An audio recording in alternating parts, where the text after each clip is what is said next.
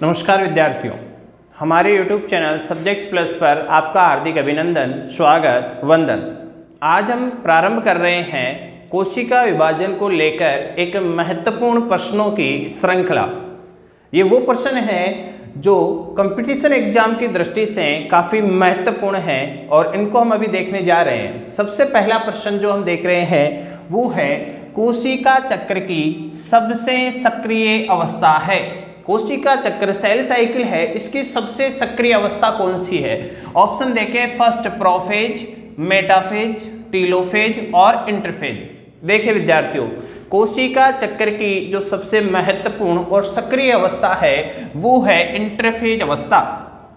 Interphase अवस्था है, ये कोशिका चक्र की सबसे सक्रिय अवस्था मानी जाती है। क्यों मानी जाती है, उसका कारण क्या है? इस अवस्था को सबसे महत्वपूर्ण क्यों माना जा रहा है या सबसे सक्रिय क्यों माना जा रहा है? यही वो अवस्था है जिसमें कोशिका सेल डिवीजन करने की तैयारी करती है। कोशिका विभाजन करने के लिए जो भी कोशिका के अंदर आवश्यक पदार्थों का संश्लेषण है वो संश्लेषण इसी अवस्था में होता है, इसलिए हम इसको कोशिका चक्र की सबसे सक्रिय अवस्था मानते हैं। तो पहला क्वेश्चन है जिसका आंसर होगा इंटरफेज। कोशिका चक्र की सबसे सक्रिय अवस्था कौन सी होगी विद्यार्थियों? इंटरफेज अवस्था सबसे सक्रिय अवस्था है। अगले क्वेश्चन में हम चलें, पादपों में कोशिका द्रव्य विभाजन किस क्रम में होता है?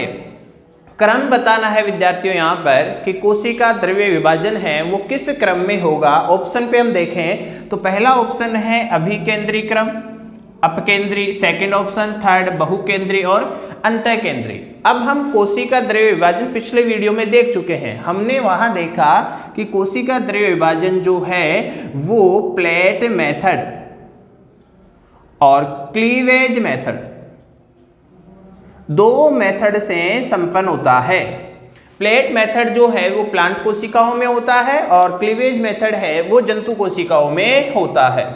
प्लेट मेथड ये होता है प्लांट सेल्स के अंदर, और प्लांट सेल्स में हमने देखा था कि प्लांट सेल के अंदर जब कैरियोकाइनेसिस द्वारा दो केंद्रक बन जाते हैं उसके बाद में कोशिका द्रव्य विभाजन प्रारंभ होता है, और वो जो कोशिका द्रव्य विभाजन हो रहा है वो फ्रेगमोप्लास्ट द्वारा हो रहा है।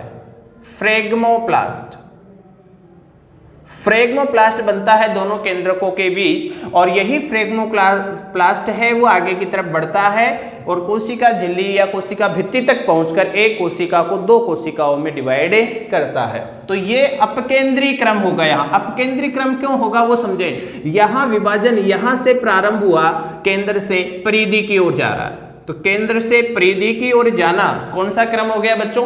अपकेंद्री क्रम हो गया। कौन सा क्रम है?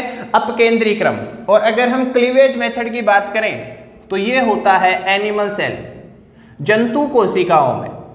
जंतु कोशिकाओं के अंदर क्लीवेज मेथड खांच विधि द्वारा होता है जो अभिकेंद्री क्रम होता है, और पादप कोशिका में प्लेट मेथड यानी अपकेंद्री क्रम से कोशिका द्रव्य का विभाजन होता है। साइटोकाइनेसिस, कोशिका द्रव्य विभाजन कौन से क्रम में होगा बच्चों? अपकेंद्री क्रम में होगा। और कौन से मेथड से होगा? प्लेट मेथड से संपन्न होगा। नेक्स्ट क्वेश्चन देखें, थर्ड क्वेश्चन, मियोसिस में क्रॉसिंग ओवर, मियोसिस मतलब अर्धसूत्री विभाजन में क्रॉसिंग ओवर कौन सी अवस्था में प्रारंभ होता है? तो मियोसिस के अंदर हमने देखा मियोसिस में दो चरण है, मियोसिस फर्स्ट और सेकेंड, और फर्स्ट के अंदर प्रोफेज फर्स्ट है पहली अवस्था। प्रोफेज फर्स्ट के अंदर 5 उपप्रावस्थाएं हैं, लेप्टोटीन, जाइगोटीन, पेकाइटीन, डिप्लोटीन और डाइकाइनेसिस, 5 अवस्थाएं हैं। तो क्रॉसिंग ओवर कौन सी अवस्था में प्रारंभ होता है बच्चों?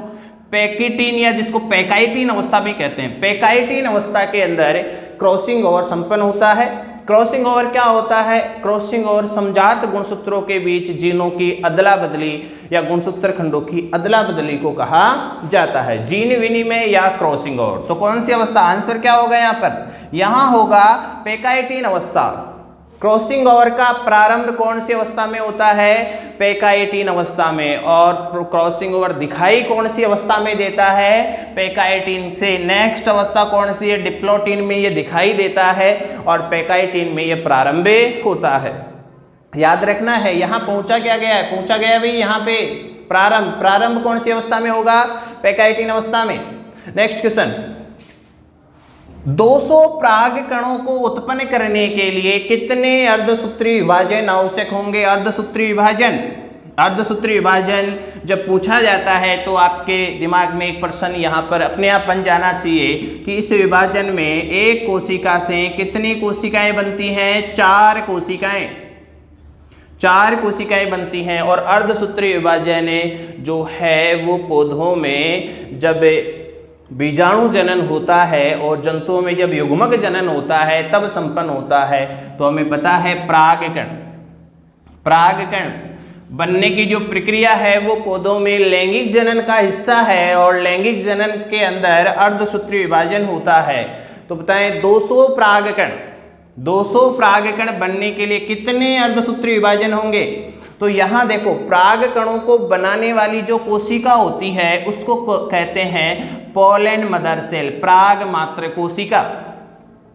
और पराग मात्र कोशिका है वो परागकणों को बनाती है कितने विभाजन करके, 50 अर्धसूत्री विभाजन होंगे तब जाकर हमें 200 परागकणों की प्राप्ति होगी। क्योंकि एक अर्धसूत्री विभाजन में 4 कोशिकाएं बनती हैं तो 50 अर्धसूत्री विभाजन से 200 परागकण कोशिकाएं हमें प्राप्त हो जाएगी। नेक्स्ट क्वेश्चन देखें, गुणसूत्र की वह संरचना जिससे तर्कु तंतु जुड़ते हैं। बहुत ही सिंपल प्रश्न है, तर्कु तंतु जुड़ते हैं। तर्कु तंतु जो है ये जो हमने पढ़ा था प्रोफेज, मेटाफेज और एनाफेज। एनाफेज अवस्था में तर्कु तंतु गुणसूत्रों से जुड़ते हैं और गुणसूत्रों को विपरीत ध्रुवों तक पहुंचने में मदद करते हैं। तो गुणसूत्र की संरचना के कौन से भाग से जुड़ते हैं भाई, गुणसूत्र देखें, गुणसूत्र में एक गुणसूत्र बिंदु होता है और तर्कु तंतु इसी गुणसूत्र बिंदु से जुड़ते हैं भाई। तर्कु तंतु इसी गुणसूत्र बिंदु से जुड़ेंगे और इसी गुणसूत्र बिंदु को हम कह सकते हैं सेंट्रोमियर या काइनेटोकोर, काइनेटोकोर या सेंट्रोमियर है। इसके द्वारा तर्कु तंतु जुड़ते हैं और गुणसूत्र विपरीत ध्रुवों तक पहुंचते हैं। तो आंसर आ गया अपना यहाँ पर, कौन सी संरचना है भाई, सेंट्रोमियर या तर्कु तंतु। नेक्स्ट क्वेश्चन देखें, असूत्री विभाजन। असूत्री विभाजन किसकी विशेषता है, असूत्री विभाजन एमाइटोसिस किसकी विशेषता है बच्चों। यहाँ देखें फर्स्ट ऑप्शन उच्च पादप, सेकेंड उच्च जंतु, थर्ड ब्रायोफाइटा और निम्न सजीव। निम्न सजीव की बात करेंगे तो हम प्रोकैरियोट्स, प्रोकैरियोट्स के अंदर, निम्न सजीवों के अंदर असूत्री विभाजन पाया जाता है। निम्न सजीव आ जाए यहाँ पे ऑप्शन ध्यान रखना, निम्न सजीव आ जाए या यहाँ बैक्टीरिया आ जाए, बैक्टीरिया, कई बार बैक्टीरिया ऑप्शन में आ जाता है। तो निम्न सजीवों के अंदर प्रोकैरियोट्स को रखते हैं और प्रोकैरियोट्स में क्या आता है, बैक्टीरिया। तो यहाँ पर देखिए उच्च पादप, उच्च जंतु, ब्रायोफाइटा, इन सब के अंदर समसूत्री और असूत्री विभाजन मिलते हैं हमें। असूत्री विभाजन का पाया जाना केवल निम्न सजीवों की विशेषता है, for example bacteria. Next question देखें, काइजमेटा का बाइवेलेंट छोर की तरफ खिसकना। काइजमेटा बच्चों ये हमने पिछले वीडियो में बात की है काइजमेटा की। काइजमेटा वो स्थान है जहाँ क्रॉसिंग ओवर होता है। हम इसको थोड़ा सा स्पष्ट करें यहाँ पर कि ये गुणसूत्र है, ये समजात गुणसूत्र है, क्रॉसिंग ओवर हो रहा है इसमें। तो ये जो स्थल है ये काइजमेटा है और ये काइजमेटा जैसे जैसे गुणसूत्र पृथक होते हैं तो ये छोर की तरफ या किनारों की तरफ खिसकने लगता है जिससे गुणसूत्रों का पृथक्करण होगा। तो ये खिसकना क्या कहलाता है, खिसकना क्या कहलाता है, बाइवेलेंट छोर गुणसूत्र के किनारों की तरफ जाना काइजमेटा का। बताएं बच्चों क्या कहलाएगा। पहला ऑप्शन है उपांति भवन, सेकंड पारगतिक्रम, इंटरकाइनेसिस, विषम पिक्नोसिस। चारों ऑप्शन पे नजर करें, देखो विषम पिक्नोसिस वो घटना है जहां गुणसूत्रों को अभिरंजित किया जाता है। इंटरकाइनेसिस ये वो घटना है जो अर्धसूत्री विभाजन और अर्धसूत्री विभाजन फर्स्ट और सेकंड के बीच की जो समयावधि है। पारगतिक्रम ये तो प्रोफेज फर्स्ट की अंतिम अवस्था है भाई, डाइकाइनेसिस को कहते हैं पारगतिक्रम। और उपांति भवन या टर्मिनलाइजेशन, हाँ यही आंसर है बच्चों अपना, उपांति भवन या टर्मिनलाइजेशन। काइजमेटा का गुणसूत्र के किनारों की तरफ खिसकना ये क्या कहलाएगा, उपांति भवन कहलाएगा, जिससे गुणसूत्रों का पृथक्करण होता है। तो अपना आंसर क्या आ जाएगा यहाँ पर बच्चों, उपांति भवन। नेक्स्ट देखें क्वेश्चन नंबर 8, यदि समसूत्री विभाजन G1 अवस्था में रुक जाए तो उस अवस्था को क्या कहते हैं। देखो G1 अवस्था हम बात कर चुके हैं पिछले वीडियो में कि जीवन अवस्था वो एक निर्णायक अवस्था है जो ये डिसाइड करती है कि कोशिका विभाजन होगा या नहीं होगा। अगर वहां पे रुक जाता है तो वो कोशिका कौन सी अवस्था में मान ली जाती है? S phase. नहीं भाई, ये नहीं होगा आंसर। G2 फेज नहीं, ये तो जीवन के बाद की अवस्थाएं हैं सारी। G0 फेज, बिल्कुल यही आंसर है, G0 फेज। अगर कोशिका जीवन अवस्था में है और वो आगे विभाजन करना नहीं चाह रही है, अपनी विभाजन की प्रक्रिया को वहीं पे रोक देती हैं, तो वो कौन सी अवस्था में मान ली जाती है? G0 अवस्था में मान ली जाती है। और उसमें मान लिया जाता है कि कोशिका चक्र से हट चुकी है। नेक्स्ट क्वेश्चन देखें, क्वेश्चन नंबर 9। एक द्विगुणित कोशिका की कौन सी अवस्था में डीएनए की मात्रा दुगनी हो जाती है? इंपॉर्टेंट क्वेश्चन है भाई। डीएनए की मात्रा दुगनी कौन सी अवस्था में होगी बच्चों? देखो डीएनए, आरएनए, प्रोटीन संश्लेषण, ये सारी प्रक्रियाएं इंटरफेज के अंदर होती हैं, तो इसलिए तो इसको सक्रिय अवस्था कहते हैं इंटरफेज को। तो डीएनए कौन सी अवस्था में बनता है जिसका डुप्लीकेशन हो जाता है? देखो सबसे पहला ऑप्शन है S phase, G2 phase, G0 phase, M phase. M phase तो ये तो विभाजन अवस्था है। G0 फेज इसमें आरएनए प्रोटीन सिंथेसिस होता है, G2 इसमें आरएनए प्रोटीन, और एस फेज ये डीएनए संश्लेषण होता है भाई। डीएनए की मात्रा दुगनी हो जाती है इस अवस्था में। अगर किसी कोशिका में डीएनए 2C है तो इस अवस्था में आने के बाद कितना हो जाएगा? 4C। डीएनए की मात्रा दुगनी हो जाएगी। नेक्स्ट क्वेश्चन नंबर 10, काफी बार एग्जाम में पूछा गया है भाई ये क्वेश्चन। ओमनिस सेलुला ए सेलुला, ओमनिस सेलुला ए सेलुला कथन किसका है? फ्लेमिंग, फार्मर मूरे, रुडोल्फ विर्चोव और स्लाइडेन व स्वान। क्या आंसर होगा बच्चों यहाँ? रुडोल्फ विर्चोव। रुडोल्फ विर्चोव ने यह कथन दिया था, ओमनिस सेलुला ए सेलुला, अर्थात नई कोशिकाओं की उत्पत्ति पूर्ववर्ती कोशिकाओं से होती है। ये कथन है रुडोल्फ विर्चोव का, और इन्हें हम आधुनिक कोशिका सिद्धांत का जनक भी कहते हैं। इस डेफिनेशन को, इस कथन को आधुनिक कोशिका सिद्धांत माना जाता है कि पूर्ववर्ती कोशिकाओं से ही नई कोशिकाएं बनती हैं। ये कथन है रुडोल्फ विर्चोव का, जिसे आधुनिक कोशिका सिद्धांत के नाम से भी जाना जाता है। तो फिर कोशिका सिद्धांत किसने दिया था? कोशिका सिद्धांत के बारे में वो दिया था भी स्लाइडेन और स्वान ने। तो यहाँ 10 क्वेश्चन हमने अभी कंप्लीट किए हैं। रुडोल्फ विर्चोव है, ओमनिस सेलुला ए सेलुला। नेक्स्ट क्वेश्चन देखें। अब देखिए बच्चों नेक्स्ट क्वेश्चन, क्वेश्चन नंबर 11। कोशिका चक्र की किस अवस्था के दौरान आरएनए व प्रोटीन संश्लेषण होता है?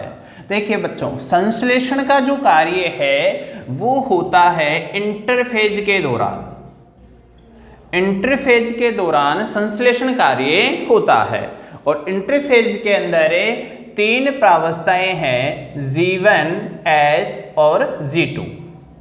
G1, S और G2। S प्रावस्था में आपको पता है डीएनए संश्लेषण होता है, और G1 और G2 के अंदर आरएनए और प्रोटीन संश्लेषण होता है। तो इसमें हम देखें कोशिका द्रव्य विभाजन नहीं है। S प्रावस्था, इसमें तो भी डीएनए सिंथेसिस हो रहा है, डीएनए संश्लेषण हो रहा है यहाँ पर। M प्रावस्था, ये तो विभाजन की प्रावस्था है। तो अपना सही आंसर क्या होगा यहाँ पर? G1 तथा G2 जो प्रावस्था है उसमें आरएनए और प्रोटीन संश्लेषण का कार्य होता है। नेक्स्ट क्वेश्चन देखें। किस अवस्था में गुणसूत्र पतले धागे समान दिखाई देते हैं? पतले धागे समान गुणसूत्र, पतले धागे समान गुणसूत्रों वाली अवस्था कौन सी है बच्चों? देखें यहाँ पर पतले धागे समान प्रोफेज फर्स्ट में जाते हैं। प्रोफेज फर्स्ट, प्रोफेज फर्स्ट के अंदर 5 उप प्रावस्थाएं हैं, leptotene, zygotene, pachytene, diplotene and diakinesis. तो सबसे जो पहली अवस्था है लेप्टोटीन अवस्था, इसको कहते हैं तनुसूत्र अवस्था। इसीलिए कहते हैं क्योंकि इस प्रावस्था में गुणसूत्र जो हैं वो पतले और धागे समान दिखाई देते हैं, इसलिए इसको तनुसूत्र अवस्था भी कहा जाता है। तो यहाँ राइट आंसर क्या होगा अपना? लेप्टोटीन अवस्था में गुणसूत्र पतले धागे समान दिखाई देंगे। नेक्स्ट क्वेश्चन देखिए, यीस्ट अपना कोशिका चक्र पूरा कर सकता है? समय अवधि बतानी अपने को यहाँ पर कि यीस्ट अपना कोशिका चक्र सेल साइकिल कितने समय में पूरा कर सकता है। तो पहले तो ये जान ले कि यीस्ट क्या है। यीस्ट है ये एक प्रकार का कवक है, सेकेरोमाइसीज सेरिवेसी, जिसको यीस्ट कहा जाता है, और इसको कोशिका चक्र पूरा करने में कितना समय लगता है? फर्स्ट ऑप्शन 90 सेकेंड, 90 मिनट, 90 घंटे या फिर नन। तो यहाँ पर देखिए 90 मिनट 90 मिनट की समयावधि में यीस्ट अपना लगभग कोशिका चक्कर पूरा कर सकता है। नेक्स्ट क्वेश्चन देखें, गुणसूत्र सबसे छोटे तथा सबसे मोटे होते हैं। देखो सबसे पतले कौन सी अवस्था में होते हैं, लेप्टोटीन अवस्था के अंदर अभी हमने देखा है, और सबसे छोटे और मोटे कौन सी अवस्था में होंगे। देखो यहां हम ऑप्शन पे विचार करते हैं, ऑप्शन देखते हैं कि कौन से ऑप्शन है यहाँ पर। देखो एनाफेज, एनाफेज में तो विपरीत ध्रुवों की ओर जा रहे हैं। मेटाफेज में देखो, मेटाफेज के अंदर जो हैं वो गुणसूत्र मध्य प्लेट पर व्यवस्थित होंगे और उसी अवस्था में सबसे छोटे और मोटे दिखाई देंगे। टीलोफेज में भी नहीं देंगे, इंटरफेज में भी नहीं होंगे। तो यहाँ मेटाफेज अवस्था है और आंसर जो बी है, ऑप्शन बी है अपना, ये राइट आंसर है। याद कैसे रखेंगे, देखो मेटाफेज मोटे गुणसूत्र याद रख सकते हैं बच्चों। यहाँ पर मेटाफेज मतलब मोटे गुणसूत्र, सबसे मोटे और छोटे गुणसूत्र इसी अवस्था में दिखाई देंगे। नेक्स्ट क्वेश्चन देखें, समजात गुणसूत्र, समजात गुणसूत्र विपरीत ध्रुवों की ओर गति करते हैं। कौन सी अवस्था में गति करेंगे बच्चों, यहाँ पर समजात गुणसूत्रों की बात कर रहे हैं हम। समजात गुणसूत्र क्या होते हैं, जोड़े के दोनों गुणसूत्रों को समजात गुणसूत्र कहा जाता है। और ये समजात गुणसूत्र जो हैं ये कौन सी अवस्था में विपरीत ध्रुवों की ओर जाएंगे। तो विपरीत ध्रुवों की ओर जाने का कार्य एनाफेज अवस्था के अंदर होता है। तो कौन सी एनाफेज में होता है, फर्स्ट में या सेकेंड में।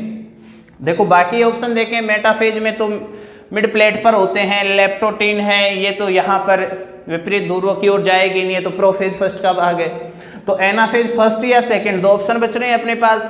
तो यहाँ देखें समजात गुणसूत्र, जोड़े के गुणसूत्र हैं, ये कौन सी एनाफेज में विपरीत ध्रुवों की ओर जाएंगे, एनाफेज फर्स्ट के अंदर विपरीत ध्रुवों की ओर गमन करेंगे।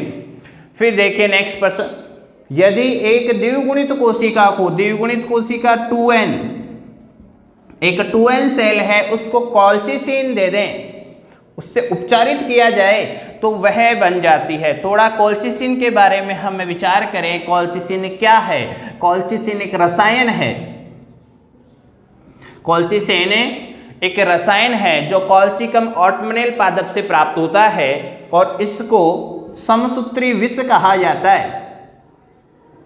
समसूत्री विष, माइटोटिक पॉइजन कहा जाता है।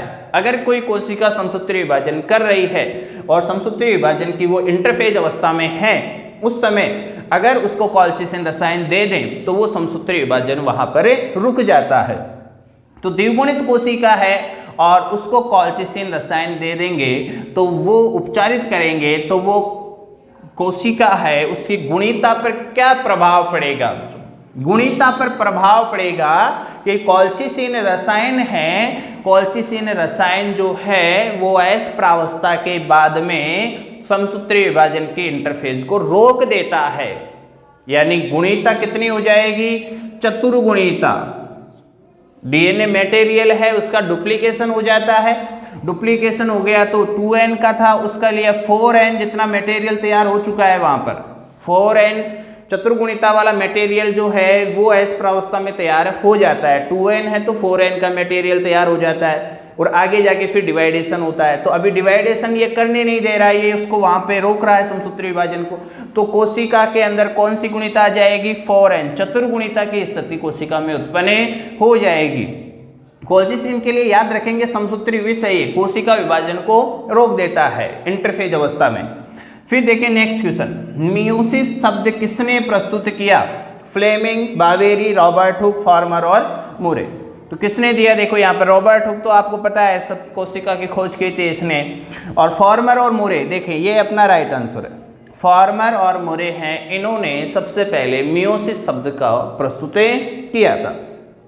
नेक्स्ट देखें, वी, जे एवं एल आकृति के गुणसूत्र पाए जाते हैं। देखो आकृति की बात कर रहे हैं हम यहाँ पर, गुणसूत्रों की आकृति का अध्ययन करने वाली अवस्था कौन सी है भाई, आकृति का अध्ययन कौन सी अवस्था में किया जाएगा। देखो प्रोफेज पहली अवस्था, यहाँ पर तो गुणसूत्र पतले होते हैं। फिर यहाँ देखें मेटाफेज, इसमें छोटे और मोटे दिखाई देते हैं, संरचना का अध्ययन करते हैं। टीलोफेज है, इसमें वापस कुंडलन चालू हो जाता है। तो एनाफेज अवस्था के अंदर, एनाफेज अवस्था के अंदर गुणसूत्रों की आकृति का अध्ययन किया जाता है। नेक्स्ट क्वेश्चन, कौन सी अवस्था कोशिका चक्कर की 95% से अधिक चलती है, यानी कोशिका के अंदर कोशिका चक्कर की सबसे लंबी जो प्रावस्था है वो कौन सी है भाई? तो सबसे लंबी प्रावस्था आपको पता है इंटरफेज अवस्था। कोशिका अपना अधिकांश जीवन काल इंटरफेज अवस्था के अंदर ही गुजारती है, क्योंकि इंटरफेज G1 G2 तो इसी के पार्ट हैं। एम प्रावस्था है, इसमें काफ़ी कम समय लगता है। देखो एक सामान्य कोशिका है, उसको कोशिका चक्कर को कंप्लीट करने में लगभग 16 से 24 घंटे का समय लगता है, और उसका लगभग 90 से 95% तक जो समय अवधि है वो इंटरफेज अवस्था अंतरावस्था में गुजारी जाती है, जिसमें वो विभाजन की तैयारियां करती है। नेक्स्ट और अंतिम क्वेश्चन है, अपना लास्ट क्वेश्चन है यहाँ पर, समसूत्री तर्कु बना होता है। समसूत्री तर्कु स्पिंडल फाइबर बना होता है, किसका बना होता है? देखो बच्चों दो बातें हम यहाँ याद रखेंगे, स्पिंडल फाइबर किसका बना होता है और कब बनता है? विभाजन की कौन सी अवस्था में बनता है स्पिंडल फाइबर? मेटाफेज अवस्था में बनता है। कार्य क्या है? कार्य है इसका गुणसूत्रों को विपरीत ध्रुवों की ओर लेकर जाना। तो ये बना किसका होता है? देखो गुणसूत्रों को लेकर जा रहा है, ए ऑप्शन नहीं होगा। क्रोमेटिड्स, ये तो गुणसूत्र के ही भाग हैं। अर्ध गुणसूत्र को क्रोमेटिड कहते हैं। क्रोमेटिन ये गुणसूत्र का जालनुमा भाग है, जब गुणसूत्र जाल अवस्था में होता है क्रोमेटिन कहते हैं। सूक्ष्म नलिका माइक्रोट्यूब्यूल्स है, सूक्ष्म नलिकाएं हैं, इनसे मिलकर स्पिंडल फाइबर तर्कु बना होता है। तो ये यहाँ पर हमने 20 क्वेश्चन सॉल्व किए हैं जो कि एग्जाम की दृष्टि से काफ़ी उपयोगी हैं, और कुछ क्वेश्चंस ऐसे हमने यहाँ पर किए हैं जो प्रीवियस एग्जाम्स के अंदर आ चुके हैं। तो सेल डिवीजन की तैयारी करने के लिए आप इन क्वेश्चंस को सॉल्व करें और अपना जो नॉलेज है वो चेक करें कि सेल डिवीजन तक जो आपने पिछले वीडियो अपने देखे हैं उससे हम कितने क्वेश्चन अपने सॉल्व कर सकते हैं। उम्मीद है क्वेश्चंस जो हैं वो आप समझे होंगे। वीडियो अगर आपको अच्छा लगे तो इसको लाइक शेयर कमेंट करें और हमारे YouTube चैनल सब्जेक्ट प्लस को सब्सक्राइब करें। जय हिंद, जय भारत।